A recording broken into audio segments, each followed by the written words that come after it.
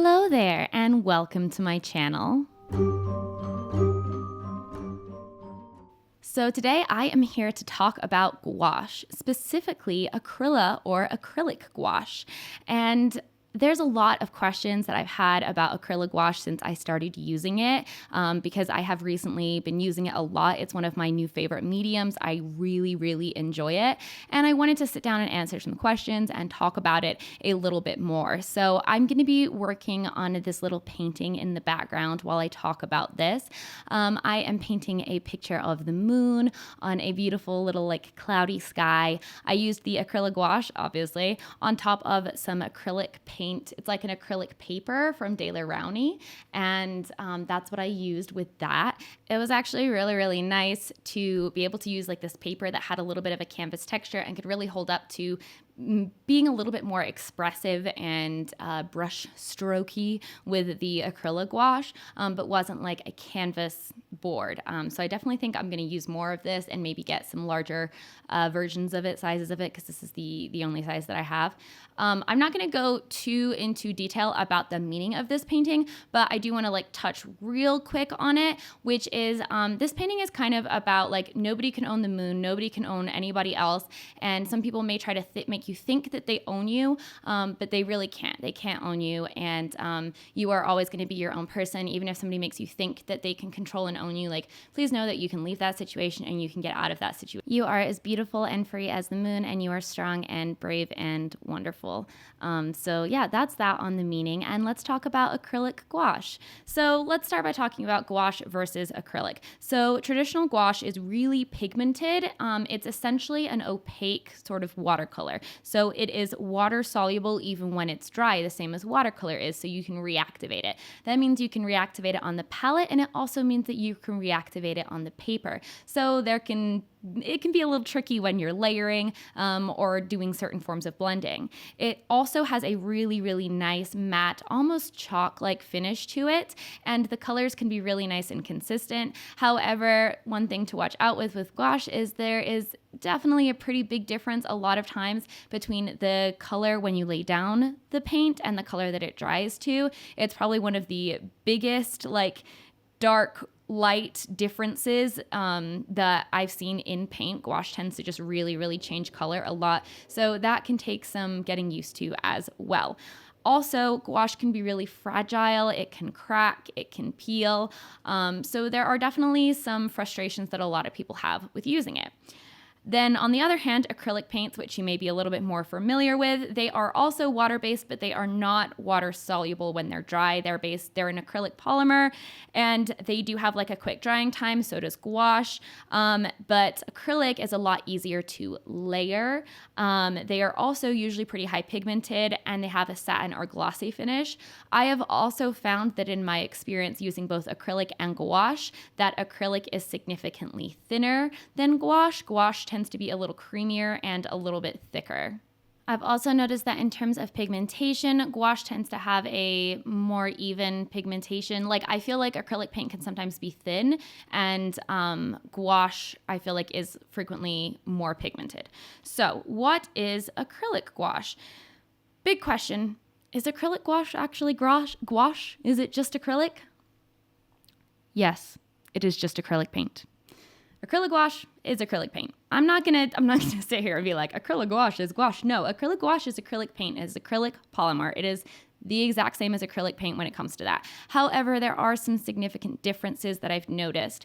The first and the most important, and this is why it's marketed as an acrylic gouache, is the finish. So acrylic gouache, and the acrylic gouache that I'm specifically using and talking about in this video is the Holbein acrylic gouache.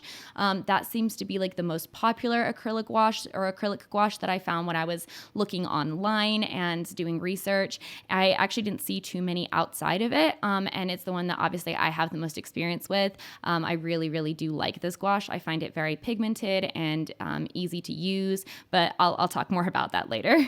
So as I was saying, the finish of acrylic gouache. So acrylic gouache has a matte This specific acrylic gouache has a very velvety matte finish. It's actually a little different than gouache. Gouache, in my opinion, especially the Holbein gouache, which is the other gouache that I have also have Arteza gouache and a few other brands. It has a almost chalky matte finish. Like when you rub your fingers over it, it feels slightly chalky. This has more of a very, like, it really does feel velvety. That is like the only way I can think of to describe it.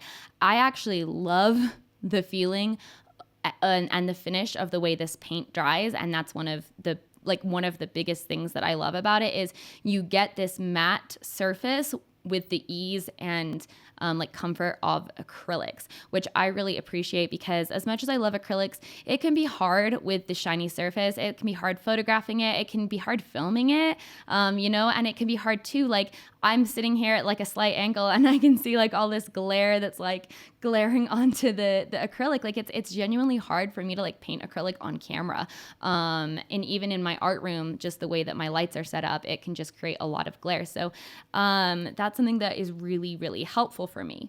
And it is also water resistant because it's not water soluble, so you can really layer on top of it. And it's also definitely less fragile. I'm not really worried that this is going to crack. It has a little bit more of a plasticky feel to it.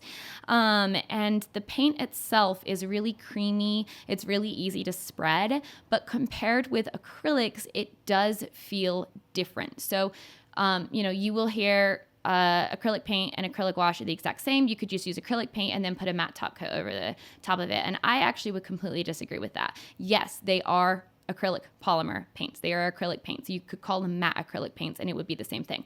But I do feel like the consistency is different than acrylic paints. I feel like the way the formula is formulated, like pigment wise or whatever, it feels different. The paints feel creamier.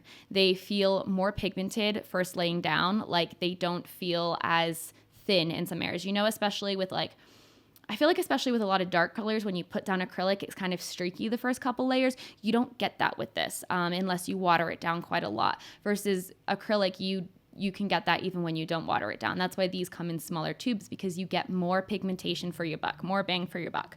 And so, yeah, I really, really enjoy these. Important things to remember, once they've dried on your palette, you can't reactivate them. Now, this isn't actually a problem for me because I want to talk a little bit with reactivating gouache. You can reactivate gouache, but I don't know if I'm the only artist out there that really I don't do that, because I feel like when you reactivate gouache on the palette, it doesn't, like, the consistency's off, it's always really thin and runny, and like I feel like it never fully reactivates. I feel like there's always little chunks in there. I just don't feel like reactivating gouache on the canvas or like on the palette even works well. Like I don't feel like it works. Like I said, they're super pigmented, so you don't need to do a lot. But the other thing that is really cool about the acrylic gouache is, unlike gouache, the difference in color tone from liquid to dry is a lot less severe. There is still a little bit of difference. I don't think I've ever used a paint where it doesn't look a little bit different when it dries. That's just how paint works, But the acrylic gouache has a much less like stark difference between wet and dry, which makes it so much easier to figure out how your painting is going to look and to work with and to blend colors. I feel like with gouache, I'm always having to use a lot more paint because I'm like trying to color match, and it's just really frustrating. And so I really appreciate that about the acrylic gouache as well. So the only other thing I can think of to mention about the acrylic gouache, and I kind of mentioned this before, but it does have a sturdier surface than regular gum Arabic gouache, which is what normal gouache is bound with, is the normal binder in gouache, which is the same binder as in watercolor. So that is the difference between acrylic gouache, acrylic, and gouache. Like I said, I'm only talking about the Holbein acrylic gouache here, but my experience with it has been really, really good. I have not used gouache, regular plain gouache, since I bought these. I bought these in part because I live in a very dry state, and I went to go use my gouache and it was all dried up, all of it 100% dried up. There was only a few that were still okay. There was just like a lot of paint loss, and it was really frustrating. And so I went to go get some more gouache, and I noticed the acrylic gouache, and I decided to give it a try because I was like, yeah, I like the finish of gouache, but I don't know if I like how the paint itself actually performs. So I picked it up and I have not gone back since. I love it. You can use it in a sketchbook. I will say that when I have used it in sketchbooks in the past, it does do okay, but every now and then it will stick to itself. Like if you have a 2-page spread, it can stick to itself, especially in the crease of your sketchbook. So you can use it in your sketchbook. I would say that if you're going to do like a full illustration in acrylic gouache, be prepared that it might get damaged if you do that in your sketchbook, which I am totally fine with. If I'm going to do something in my sketchbook, it's for me, it's a sketch, it's fine. I don't mind if being in the sketchbook and being part of that place affects or changes the painting, because in my opinion, that's kind of like the beauty of a sketchbook drawing, is sometimes like you draw something and then later on sometimes there's a little splatter from another piece, and then sometimes there's a little bit of an edge stain from another piece, and it creates this really beautiful history. So I personally don't really mind that because it's never really too bad. But just a heads up that if you want to use this in your sketchbook, I would stick to smaller things unless you're just like really not that concerned about it like cracking or sticking to itself. I will also say that this is really nice to use on top of watercolor. I've always liked gouache on top of watercolor because it has that matte finish. So it works really well with watercolor because watercolor is, it's not glossy, it's matte. So it's a really great thing to use on top of watercolor because it's really pigmented, but it's also got that matte flat surface. So it blends really well with it. The Holbein acrylic gouache line has like 107 colors. It also includes metallics, and they're 20 milliliter tubes, but they also have like sets that have, I think, like 8 milliliters, or 10. That's what I started with. I picked up some of those and then a couple like individual colors, and I'm still using those. So yeah, if you are interested in acrylic gouache, I recommend these ones. And I think it's a really good alternative. If you like the style of gouache, but you just haven't been able to get into it, you struggle with the way that it applies, definitely try acrylic gouache because it really might be a good thing for you. So that's it for this video. I hope that you liked my little moon painting. I think it came out really, really cute, and I love this little design. I think I'm probably going to add it as a print in my store. I will be back next Sunday with a new video. In the meantime, come to my Twitch streams. I stream Thursday through Monday, and I'll see ya in the next one. Thanks for watching, and as always, have a great rest of your day. Bye, guys!